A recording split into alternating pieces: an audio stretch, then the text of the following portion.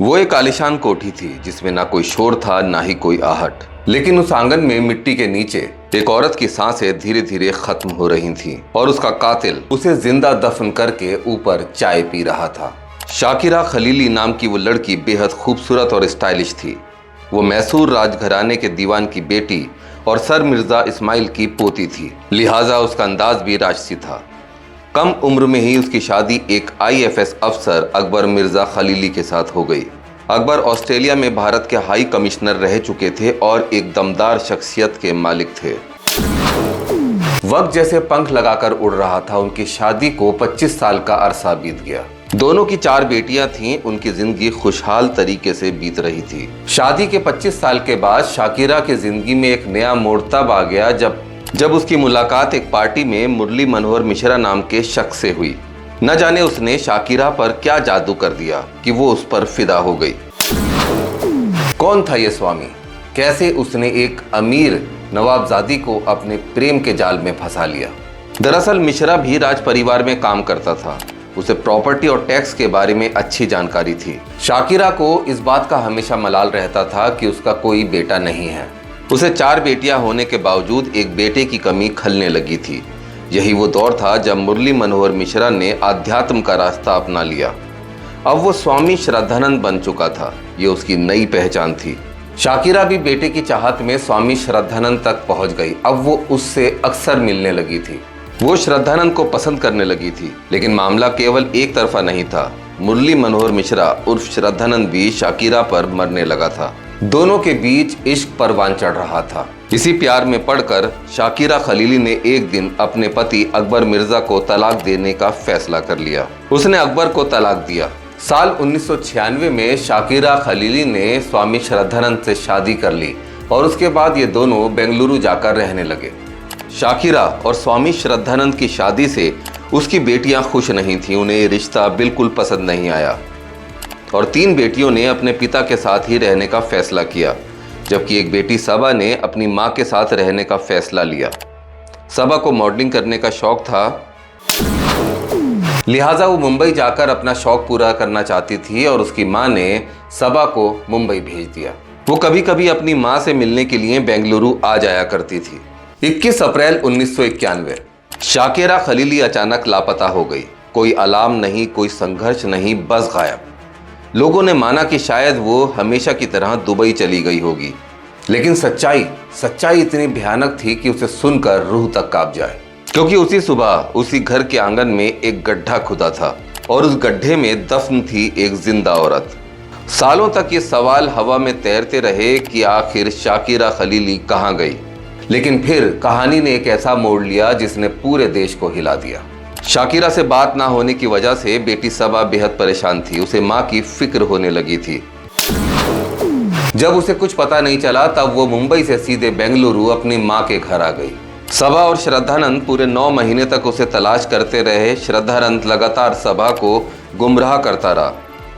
इसी दौरान एक दिन स्वामी श्रद्धानंद ने सबा को बताया कि उसकी मां प्रेग्नेंट है और अमेरिका के रूजवेल्ट हॉस्पिटल में जांच के लिए गई है।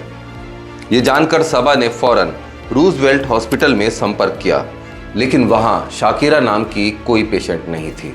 सबा ये जान चुकी थी कि स्वामी श्रद्धानंद उसकी मां के बारे में झूठ बोल रहा है और इतने महीने बीत जाने के बाद भी श्रद्धानंद ने शाकिरा के गुम होने की शिकायत पुलिस से नहीं की थी। लिहाजा सबा ने पुलिस के पास जाकर पूरी कहानी बयां की और अपनी मां की गुमशुदगी की रिपोर्ट दर्ज कराई। पुलिस ने शक के आधार पर शाकिरा के करीबी लोगों की एक लिस्ट पूछताछ के लिए तैयार की, जिसमें सबसे पहला नाम था उसके पति स्वामी श्रद्धानंद का। पुलिस ने उसे पूछताछ के लिए बुलाया।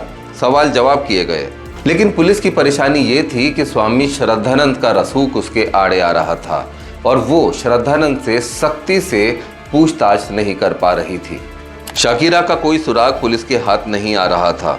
अब बात केस बंद करने तक जा पहुंची थी, लेकिन अब एक शराबी पुलिस को इस मामले की तह तक ले जाने वाला था। एक रात बेंगलुरु क्राइम ब्रांच का एक सिपाही शराब के ठेके पर बैठा था। इसी दौरान उसने नशे में धुत एक शख्स को ये कहते सुना कि जिस शाकिरा खलीली को पुलिस ढूंढ रही है वो अब इस दुनिया में नहीं है। पुलिस ने शराबी को थाने ले जाकर पूछताछ की तो पता चला कि वो शख्स स्वामी श्रद्धानंद का नौकर था। थाने पहुंचने के कुछ देर के बाद ही नौकर का नशा काफूर हो चुका था। उसने पुलिस को बताया कि शाकिरा अब जिंदा नहीं है, क्योंकि स्वामी श्रद्धानंद ने उसे जिंदा ही एक ताबूत में जमीन के नीचे गाड़ दिया था। ये बात सुनकर पुलिस भी हैरान रह गई। श्रद्धानंद के नौकर ने बताया था कि स्वामी ने शाकिरा से उसकी दौलत के लिए शादी की थी, लेकिन शाकिरा वो सारी दौलत अपनी बेटियों में बराबर बांटना चाहती थी। इसलिए श्रद्धानंद ने शाकिरा को मारने की साजिश रची और उसने ताबूत में शाकिरा को जिंदा ही गाड़ दिया और उस जगह पर टाइल्स लगवा दिए ताकि किसी को शक ना हो। इसके बाद वो 3 साल तक उसी जगह पर पार्टी करता रहा। लोग वहीं शाकिरा की कब्र पर नाचा करते थे। 22 अप्रैल 1994 शाकिरा खलीली का कंकाल नुमा शव उसी घर के तहखाने में लकड़ी के एक बॉक्स में सीमेंट और मिट्टी के नीचे दबा हुआ मिला। पोस्टमार्टम से जो पता चला वो डर से भी ज्यादा खौफनाक था। शाकिरा खलीली को उनके जेवर और राजसी कपड़ों के साथ जिंदा ही दफना दिया गया था। उसके शरीर पर चोट का कोई निशान नहीं था, लेकिन उसके फेफड़ों में मिट्टी के कण मिले। इसका मतलब था कि वो सांस ले रही थी जब उन्हें दफनाया गया था। स्वामी श्रद्धानंद को गिरफ्तार किया गया। पूछताछ में उसने कबूल किया कि उसने शाकिरा खलीली को इसलिए मारा क्योंकि वो अपनी संपत्ति स्वामी श्रद्धानंद के नाम नहीं करना चाहती थी। लेकिन हैरानी की बात यह थी कि उसने पहले ही वसीयत फर्जी तरीके से बदलवा ली थी। शाकिरा की पूरी जायदाद करीब 600 करोड़ की संपत्ति अब उसके नाम थी। 1997 में स्वामी श्रद्धानंद को मौत की सजा सुनाई गई। 2005 में सुप्रीम कोर्ट ने भी इस सजा को बरकरार रखा, लेकिन कहानी यहीं खत्म नहीं होती। 2012 में स्वामी श्रद्धानंद ने राष्ट्रपति को दया याचिका भेजी, पर क्या कोई ऐसी गलती माफ की जा सकती है? लेकिन 2014 में उसकी फांसी को उम्र कैद में बदल दिया गया। स्वामी श्रद्धानंद अभी जिंदा है, वो जेल में है, लेकिन हर थोड़े वक्त के बाद अपनी रिहाई के लिए अर्जी लगाता रहता है। शाकिरा खलीली की कहानी सिर्फ एक मर्डर मिस्ट्री नहीं है, ये एक वार्निंग है हर उस इंसान के लिए जो अंधविश्वास, इमोशनल गैप और अकेलेपन में गलत फैसले ले लेता है। शाकिरा खलीली का बेंगलुरु वाला बंगला अब वीरान पड़ा है, लेकिन लोगों का कहना है कि जब जब कोई वहां से गुजरता है तब एक साया उस जगह पर नजर आता है जहां पर शाकिरा खलीली अक्सर बैठकर चाय पिया करती थी। आपको क्या लगता है कि क्या स्वामी श्रद्धानंद की सजा को माफ कर देना चाहिए? कमेंट करके जरूर बताइए। साथ ही वीडियो को लाइक और चैनल को सब्सक्राइब करना ना भूलें।